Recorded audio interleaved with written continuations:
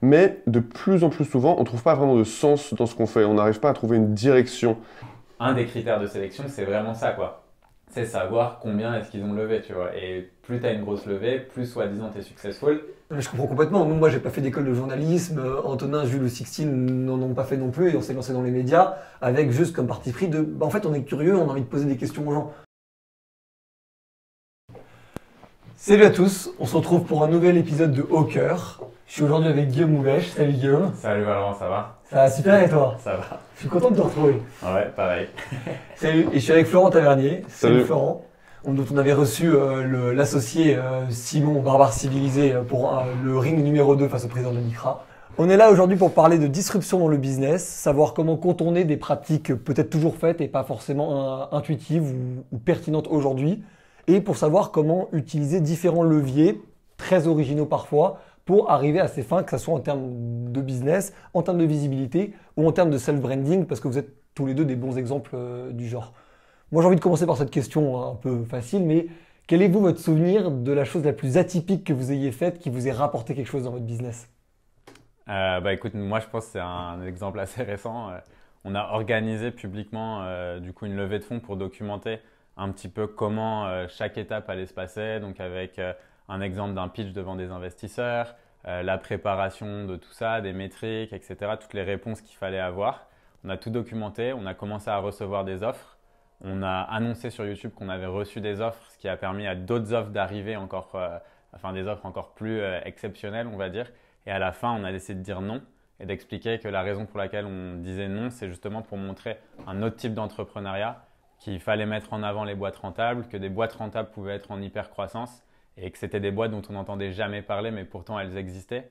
Et en fait, ça a généré énormément de retombées médiatiques. Donc pour nous, ce qui est cool, Guillaume Moubèche, j'ai 29 ans et je vais vous expliquer pourquoi j'ai refusé 30 millions d'euros pour mon entreprise, chose que peu de personnes ont fait auparavant.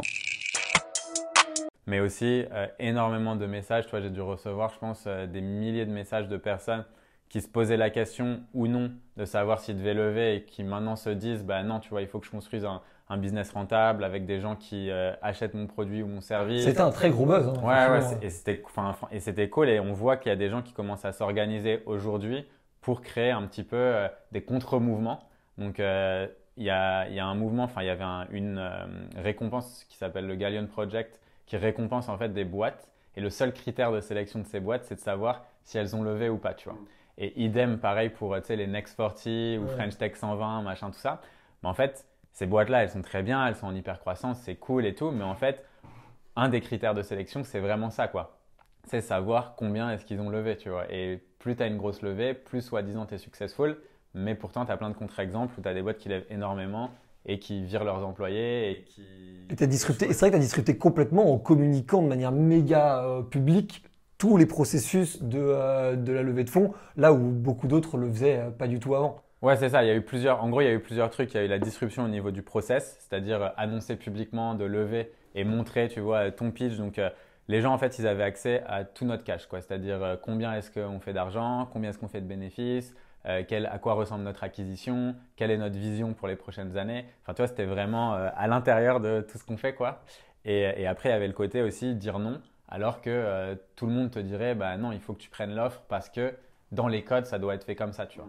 Alors qu'en vrai, lever des fonds, ça implique perdre un peu le contrôle de ta boîte, avoir d'autres personnes qui sont là pour décider de sujets stratégiques Des gros et recrutements. des gros recrutements alors que tu n'en as pas forcément besoin. Donc il y a plein de choses, tu vois, qui peuvent avoir un impact négatif et qui justement sont jamais mis en avant. Et moi, je voulais juste ouvrir un débat et ça a plutôt bien fonctionné.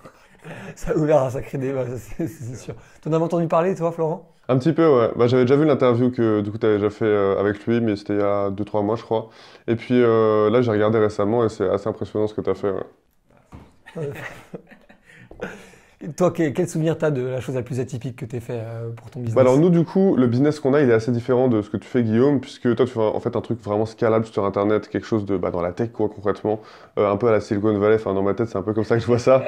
Nous, c'est un truc, on va dire, plutôt terroir français, c'est-à-dire que on fait des statues. Donc dans notre atelier à Nice, pour l'instant, c'est des statues de Napoléon, de Nietzsche. On en fait même à la couronne dorée, donc de Napoléon, c'était avec des dorures.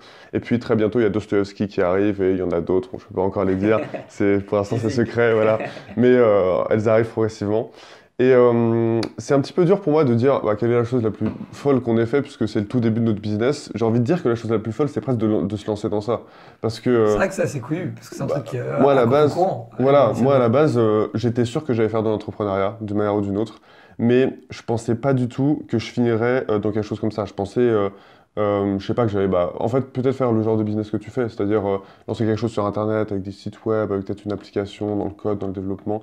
Mais je pensais pas du tout que j'allais faire quelque chose comme ça. Et puis en fait, c'est venu avec l'idée de Missor qui, au début, quand il m'a dit l'idée, donc mon ami Missor qui est devenu sculpteur, j'ai trouvé ça complètement fou, comme à peu près toutes ses idées. Et je lui ai dit, non mais n'importe quoi, tu veux te lancer dans ça, mais ça n'a aucun... Enfin, parce que pour moi, sculpteur, c'était rodin. C'était pas un métier. C'était pas quelque chose avec lequel on pouvait gagner de l'argent. Ou même un truc industrialisable. Ou même un truc industrialisable, mais du coup, beaucoup plus dans l'industrie, pas vraiment dans ce qu'on fait, un travail vraiment manuel. Et puis, rapidement, quand j'ai vu que ça a marché, je suis direct venu à Nice. On a tous un peu pris des risques dans un certain sens, parce qu'on est tous venus d'un coup. Mais sinon, à part ça, je dirais, parce que c'est vrai que le lancement, c'est sûr que c'est un peu fou, mais à part ça, je dirais que les choses les plus folles qu'on ait fait, c'était peut-être quand on faisait de la recherche et développement sur les moules, et qu'on n'était pas sûr que les moules qu'on était en train de produire allaient marcher, et qu'on était quand même en train d'essayer de booster les ventes avec nos vidéos sur YouTube. Genre qu'on n'était pas sûr qu'on allait pouvoir envoyer, mais c'est même pas dans une semaine, c'est vraiment dans les mois qui viennent. On n'était même pas sûr qu'on allait pouvoir envoyer les statuts. Mais honnêtement, c'est une expérience qui m'a beaucoup appris ce genre de choses parce que on se rend compte qu'il faut prendre des risques. Ouais. Et on se rend aussi compte que c'est dans cet état de stimulation qu'on arrive à donner le meilleur de nous-mêmes et à faire des choses que sinon on n'aurait jamais réussi à faire, quoi. Moi, la question que je me pose aussi, c'est comment on les cultive? Comment réussir à cultiver cette logique de disruption? Même si jamais, et c'est peut-être aussi même la question, est-ce que l'entrepreneuriat, c'est même pas une disruption en soi? Je pense que en fait, il y a plusieurs choses. Pour moi, l'entrepreneur n'est pas forcément disruptif. L'entrepreneur, c'est vraiment quelqu'un qui va décider de lancer un business, tout ça. Et après, tu as les inventeurs, tu vois. Je pense que c'est bien de les distinguer. Donc, toi, tu as des gens qui font que copier des business qui existent déjà et qui créent des business ultra rentables. Tu vois, tu peux avoir des business models, je sais pas, par exemple Lidl. À la base, Lidl, c'est quoi? C'est on prend des produits qui existent déjà, on le fait moins cher et on s'adresse à un autre segment, tu vois. Ça, c'est de l'entrepreneuriat parce que c'est du business, tout ça. Et après, tu as des inventeurs, des gens genre, je sais pas, par exemple, Elon Musk, pour moi, c'est un inventeur des temps un peu modernes où typiquement, lui, qu'est-ce qu'il dit? Il dit qu'il y a... Tout le monde pense que c'est impossible de faire décoller une fusée et de la faire atterrir au même endroit ou dans un endroit spécifique. Tous les scientifiques sont d'accord là-dessus et lui te dit non, moi je vais le faire, tu vois. Et il explique pourquoi et il met l'argent qu'il faut et il a sa vision et il veut faire un truc totalement nouveau, tu vois. Donc je pense que c'est un peu, moi, mes deux visions, entrepreneur versus inventeur, quoi. Je comprends complètement. Et puis en plus, du coup, même l'inventeur pourrait se retrouver au sein d'une structure qui n'est pas fondamentalement entrepreneuriale. On peut penser aux chercheurs ou à des universitaires.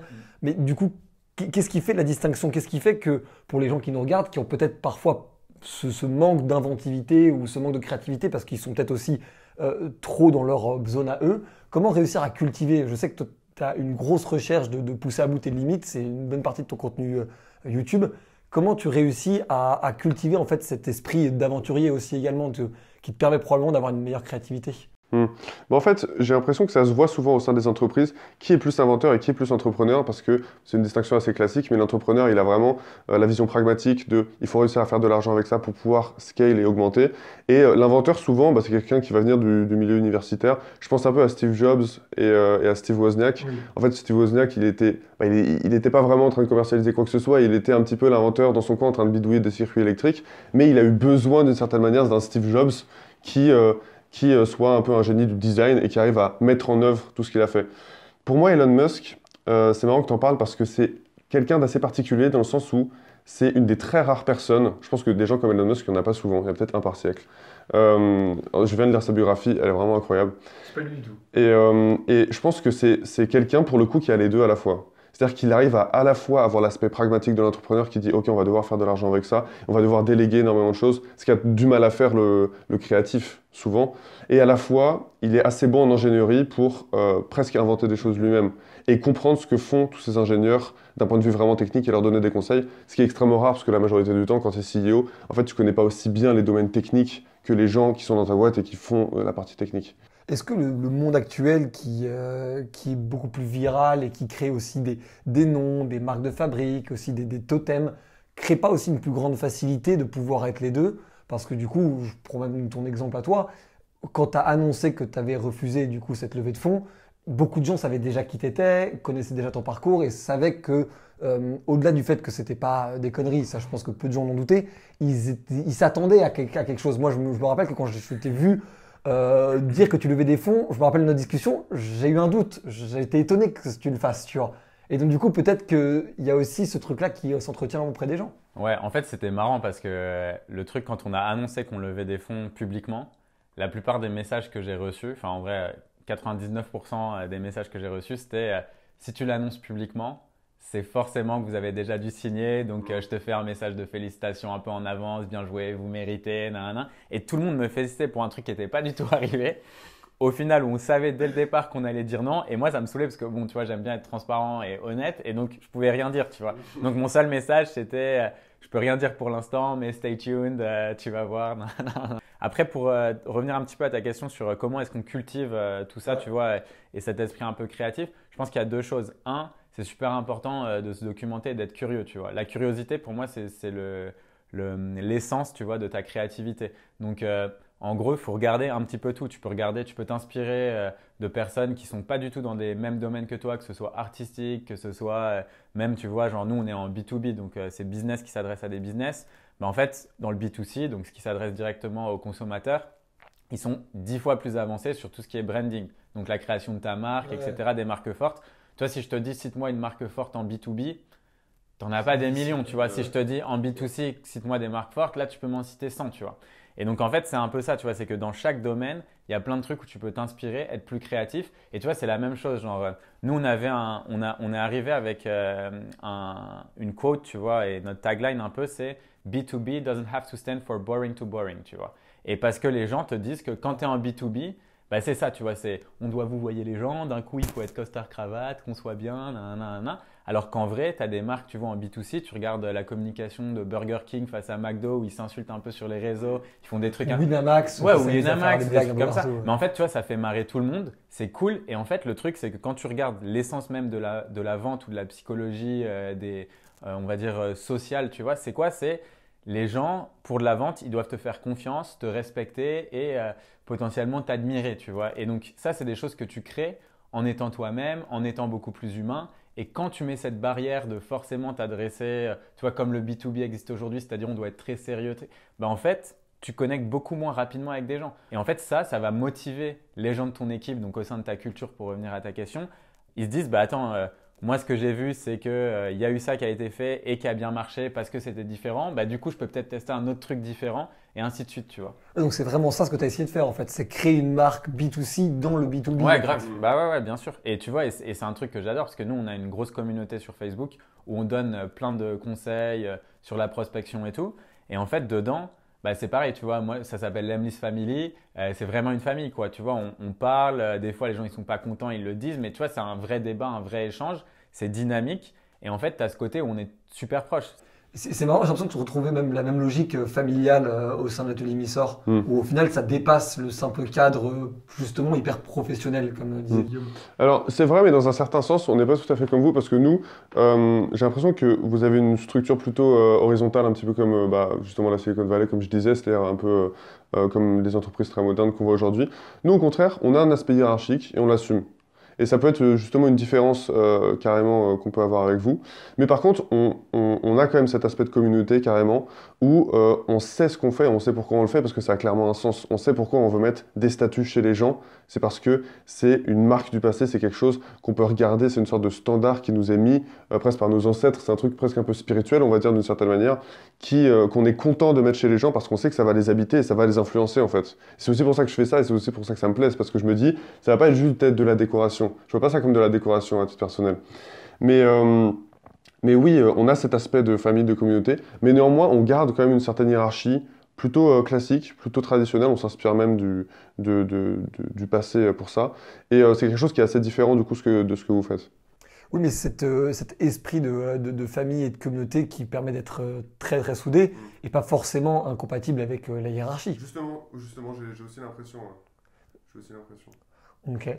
Moi, sur un autre sujet, il y a quelque chose qui m'intéressait, c'est on a cité Elon Musk, mais quels sont les entrepreneurs ou les innovateurs ou les créateurs que vous suivez, notamment pour leur disruption? Moi, je vais citer un exemple un peu. Je pense que personne ne parle trop souvent de ce type d'entrepreneur. Genre LeBron James, meilleur Ok. entrepreneur.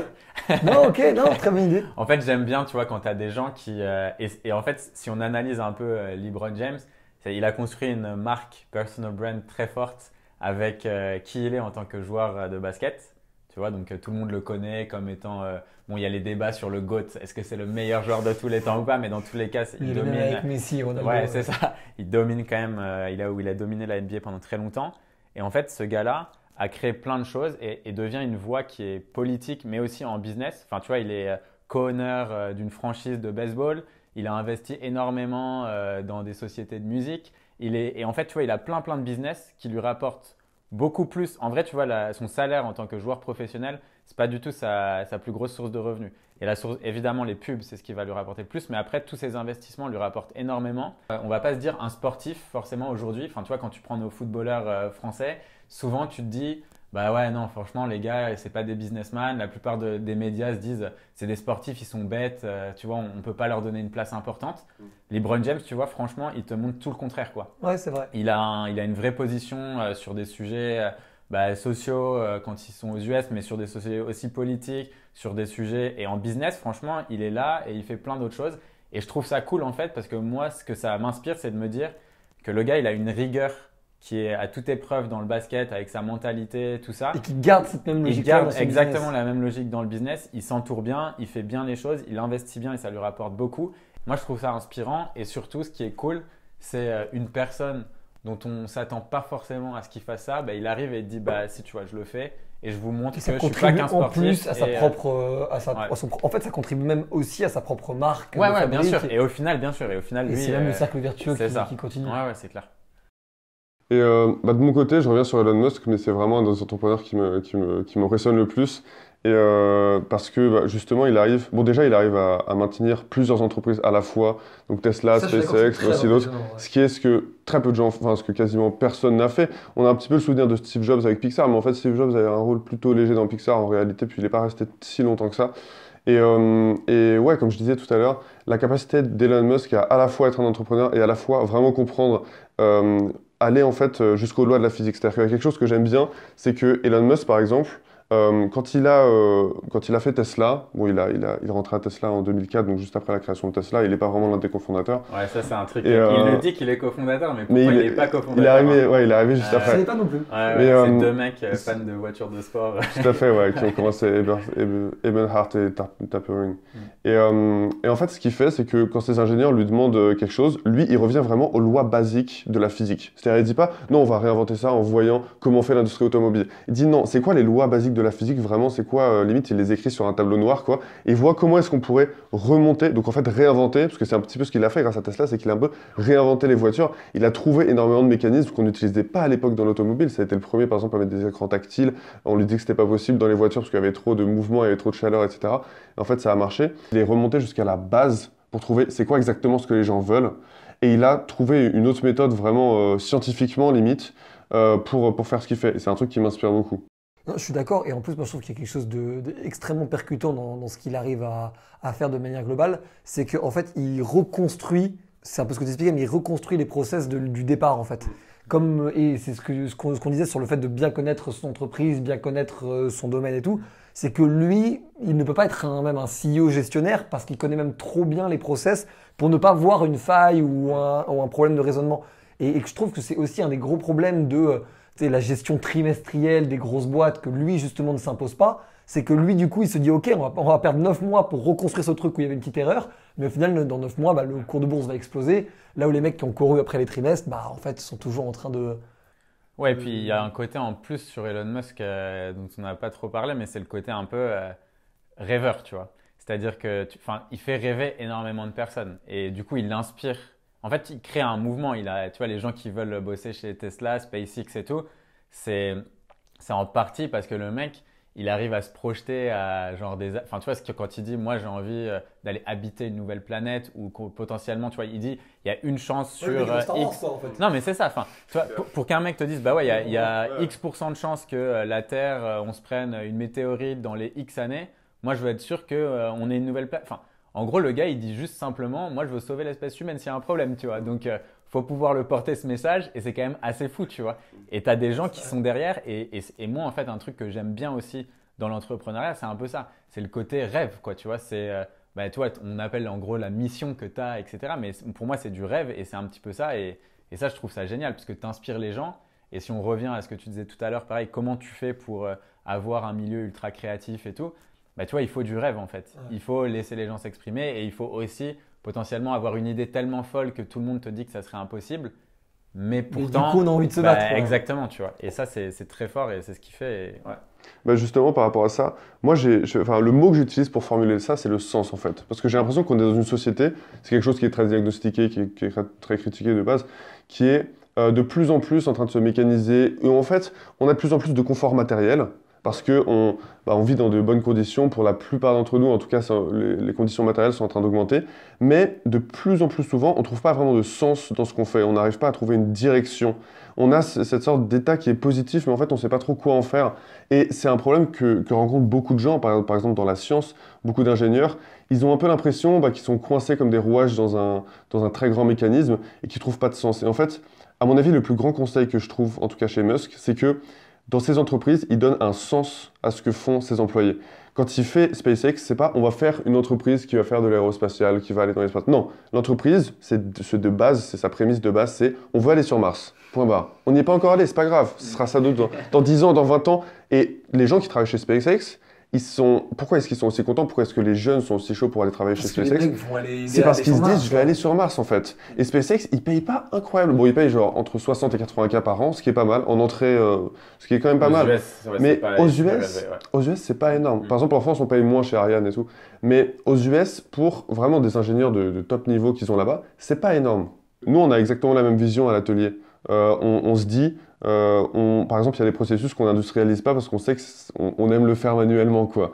On sait qu'il y a une sensation quand on tient le moule, quand on fait le truc, quand on voit la statue émerger, et on sait que c'est ça qui donne du sens, typiquement aux gens qui travaillent avec nous. En fait, tu as beaucoup de gens qui vont vouloir donner du sens à d'autres personnes, mais qui le fake un peu, tu vois. Genre, tu vois, ils vont dire, voilà, notre mission, et tu le vois dans les grands groupes aujourd'hui, ils te parlent de leurs valeurs, etc. Ils parlent de leur why. Exactement. Ouais, notre why. Oui, on a regardé la vidéo de Simon Sinek. Et Very, very few people or organizations know why they do what they do. And by why, I don't mean to make a profit. That's a result. It's always a result. By why, I mean what's your purpose? What's your cause? What's your belief? Why does your organization exist? ok, mec, elle a 10 ans maintenant. C'est incroyable ça. Et c'est pour ça que tu vois le sens. Genre, en fait, c'est ça qui est chiant, c'est qu'il y a trop de gens qui l'utilisent avec la mauvaise connotation. Et quand tu vois en fait des gens, quand ça devient mainstream, c'est un problème, tu vois, parce qu'en fait, tu as des boîtes qui se posent pas vraiment cette question et qui vont utiliser tout ça. Et en fait, dans les actions, le sens n'existe pas, tu vois. C'est écrit sur un papier. Oui, ils ont qu'est-ce que notre marque, à quoi elles doivent représenter, qu'est-ce que la culture de notre compagnie.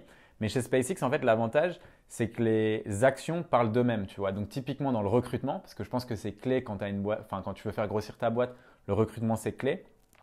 Ils s'en foutent des diplômes, en fait. Ils ont des tests et peu importe l'âge que tu as, etc. Mais ils ont développé en interne les tests et ça leur a permis de recruter ou d'avoir des gens genre ultra jeunes qui commencent à bosser directement pour eux et des mecs qui n'avaient pas de diplôme, pas de bac, pas de machin, mais juste des passionnés, tu vois. Ouais, justement, ces grandes entreprises qui essaient de dire ouais, on a vu la vidéo de Simon Sinek, on veut avoir un why, on veut maintenant ça a un sens tout ce qu'on fait et tout. Alors que bon, elles font pas des choses qui sont très différentes des autres entreprises de ce style en fait. Oui, c'est le ESG classique quoi. L'environnement social et gouvernance qui sont un peu les grands thèmes du siècle, qui sont repris à différentes sauces en fonction des boîtes quoi. Bah pour moi justement la différence avec les boîtes comme la nôtre par exemple ou sans doute comme la tienne, c'est qu'on a une identité forte et c'est cette identité, cette culture d'entreprise qui se démarque, qui dit que bah ouais en fait c'est pas juste on dit il y a un why et en fait ça pourrait être le même why à côté, non nous il y a vraiment un why. Et nous on a de la chance en l'occurrence de faire un truc que presque personne fait. Et même dans la dernière vidéo que tu as faite, je fais la petite promo, je vous conseille de la regarder, elle est très bonne. La partie sur les doreurs, je la trouve extrêmement intéressante quand eux expliquent qu'ils sont en train en fait, de réinventer même la dorure pour vos statues de Napoléon. Ouais, alors c'est un peu présomptueux, mais du coup on a fait beaucoup de recherches, on a fait dorer des statues par plein de personnes. Et en l'occurrence, bah voilà, nos deux gars qui s'occupent de ça, en fait, ils n'avaient aucune compétence dans cette discipline, qui est une discipline en fait très technique, très scientifique, que je connaissais pas du tout, mais en fait où vraiment il y a beaucoup, il faut énormément se renseigner, il y a énormément de types de matériaux différents, il y a des ors différents qui ont qui ont des caras différents, mais qui aussi ont, en fait, ont des éclats différents, etc. Et en faisant leurs propres recherches, ils ont des résultats, et je suis plutôt fier de ça, qui sont meilleurs qu'en fait la plupart des donneurs qu'on a vus, qui ont été diplômés, etc. Et c'est une très bonne illustration de l'aspect débrouillard en fait, qu'on cherche, nous, par exemple. Non, mais je comprends complètement. Nous, moi, j'ai pas fait d'école de journalisme. Antonin, Jules ou Sixtine n'en ont pas fait non plus. Et on s'est lancé dans les médias avec juste comme parti pris de. En fait, on est curieux, on a envie de poser des questions aux gens. Et en fait, tu fais le chemin jusqu'au moment où tu commences à comprendre justement les codes. Et que je pense que c'est. J'imagine que tu n'as pas non plus été formé à la création de logiciels ou des trucs comme ça, tu vois. Moi, je suis ingé chimiste à la base. Donc, Ah ouais, ok, je savais pas du tout. Voilà, tu vois. Donc, du coup, tu pars aussi de ce truc que tu ne connais pas et que je pense que c'est aussi là où en fait tu te forges un chemin nouveau.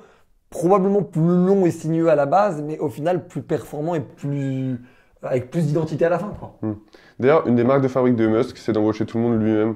Donc, ça ne veut pas dire qu'il fait tout le processus de recrutement lui-même, en fait, il délègue une partie, mais toutes les personnes qui ont été embauchées à SpaceX, les premières centaines, voire en fait quasiment le premier millier de personnes qui a été embauché à SpaceX, sont passées par Elon Musk. Et je pense qu'il a vraiment compris qu'au bout d'un moment, quand tu crées une entreprise, c'est plus seulement tu crées un produit, c'est tu crées une entreprise, tu crées l'entreprise elle-même. Et de quoi elle est faite l'entreprise? À 99%, elle est faite des gens qui sont dans l'entreprise. D'où l'intérêt de sélectionner toi-même les bonnes personnes pour t'entourer des meilleurs, tout simplement. Il y a un livre qui était bien là-dessus, justement, sur la culture qu'on peut créer au sein d'une compagnie. C'était l'ancien CEO de Zappos, qui avait été racheté par Amazon à plus d'1 milliard. Et en fait, lui, il expliquait, tu vois, que ta culture, en vrai, c'est tes employés, tu vois. Et chaque année, ta culture, elle va évoluer en fonction de tes employés. C'est bien que chacun puisse amener aussi sa personnalité et puisse se sentir, tu vois, assez libre de rajouter des choses au Culture Handbook, tu vois, que tu peux publier. Oui, au grand arbre. Ouais, c'est ça. Et en fait, c'est très vrai. Et je pense que par contre, quand tu recrutes, et il y a plein de livres là-dessus qui sont assez cool, mais de définir, au début, moi je trouvais que c'était un peu bullshit de définir sa culture, machin, parce que ça me faisait trop penser à toutes ces startups, tu vois, qui accrochent leurs valeurs au mur. Mais en vrai, derrière, il n'y a pas les actions, tu vois. Et nous, on était plus comme on est tous vachement les mains dans le cambouis depuis les débuts. Mais en fait, ça me saoulait de penser trop à ça, tu vois. Mais en vrai, quand tu recrutes… C'est ça la culture, en fait. Ouais, bah c'était ça la culture. Mais en vrai, quand tu les écris, tes valeurs et tout, en fait, c'est beaucoup plus simple pour ton recrutement. Parce que tu vois, typiquement, je pense là-dessus, on est très similaires dans la boîte. La curiosité et la capacité à se former tout seul ou avec les autres, c'est super important chez nous. Et c'est un truc qu'on teste en entretien direct, tu vois. Moi, le média que les gens utilisent pour se former, je m'en fous. Il y a des gens qui aiment les livres, il y a des gens qui n'aiment pas les livres, il y a des gens qui aiment YouTube, il y a des gens qui n'aiment pas YouTube. Ça, c'est pas un problème pour moi. Mais quand tu me parles d'un truc que tu as regardé parce que tu as voulu te former ou apprendre, là, tu vois, j'ai envie de voir la passion dans tes yeux et j'ai envie de voir que tu as creusé le truc vraiment et que tu sais de quoi tu parles, tu vois. Et après, dans ta boîte, ta culture, elle émerge naturellement, en fait. Oui, parce qu'elles viennent des bonnes personnes. Et la dernière question, c'est qu'est-ce qu'on peut vous souhaiter? Et pour l'Emlist et pour l'atelier? Ah du côté de l'atelier, qu'est-ce qu'on peut nous souhaiter? Ouais, qu'est-ce qu'on peut vous souhaiter? Ah de grossir, de faire une entreprise qui marche, d'un point de vue économique, bien sûr qu'on puisse en vivre, mais surtout de donner du sens aux gens, tout simplement.